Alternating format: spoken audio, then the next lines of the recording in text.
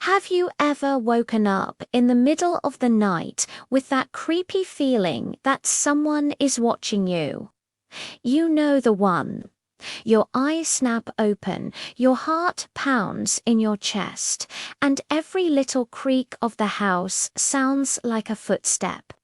For Emma, this wasn't just a one-time thing. It was her new, terrifying reality. Every single night, at precisely 2:46 a.m., she would wake up. The room would be pitch black, suffocatingly silent. Her phone screen would be dark, no calls, no texts. But there was something in the room with her. She could feel it. A cold, heavy presence that seemed to emanate from the large antique mirror standing in the corner of her bedroom. It felt wrong. It felt like it was staring at her, even in the total darkness. For 3 nights, she ignored it. She'd pull the covers over her head, squeeze her eyes shut, and wait for the sun to rise, telling herself it was just a bad dream, just her imagination running wild.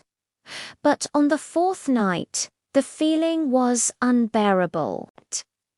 The sense of being watched was so intense, so palpable, she couldn't ignore it anymore. She had to look. Slowly, heart hammering against her ribs, she sat up in bed. Her eyes adjusted to the faint moonlight filtering through her window, and she turned her head towards the mirror, and that's when she saw it. A face. It was her own face, but distorted, twisted. The reflection's smile was stretched unnaturally wide, a grotesque grin that didn't reach its eyes, and the eyes they blinked just a fraction of a second after hers did. It was a subtle, horrifying delay that made her blood run cold. A mix of fear and morbid curiosity took over. Emma swung her legs out of bed and took a hesitant step toward the mirror. Then another. She got closer, her own reflection staying perfectly still in the glass. The figure in the mirror didn't move. It didn't mimic her approach. It just stood there, that awful wide smile plastered on its face. As Emma leaned in, just inches from the surface, the reflection raised a single, slow hand.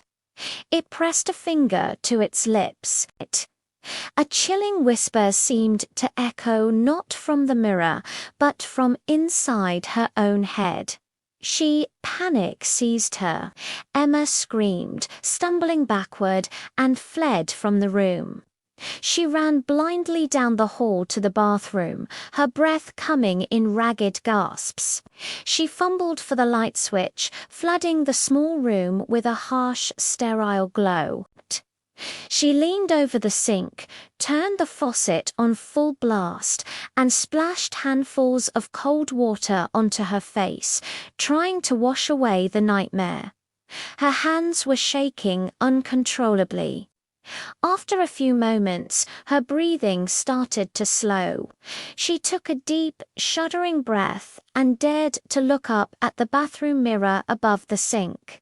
It was empty, just her own terrified face staring back. Normal. Her reflection mimicked her every move, her every sigh of relief. A nervous, shaky laugh escaped her lips. It was just a dream, a hallucination. She was just stressed out. She laughed again, a little louder this time, feeling foolish. She turned away from the sink, her back to the mirror, ready to go back to bed and forget the whole thing. But That's when she felt it, a puff of icy cold air right against her ear, a voice, no longer in her head but right behind her, whispered, its tone laced with a chilling amusement. Mirrors only work when you're on the right side. At that exact moment, a deafening crash echoed from her bedroom. The sound of glass shattering into a million tiny pieces. The next morning, neighbors told the police they'd heard a loud noise, like something breaking, around 2:46 a.m. When the officers entered Emma's apartment, they found no signs of a break-in. The windows were locked. The front door was secure. Everything was in its place, except for one thing. Emma was gone, and in her bedroom, hanging on the wall where her antique mirror once stood, was another mirror. It was flawlessly clean, not a single crack or smudge on its surface, perfectly intact. But when the officers looked into it, they saw nothing. It held no reflection at all.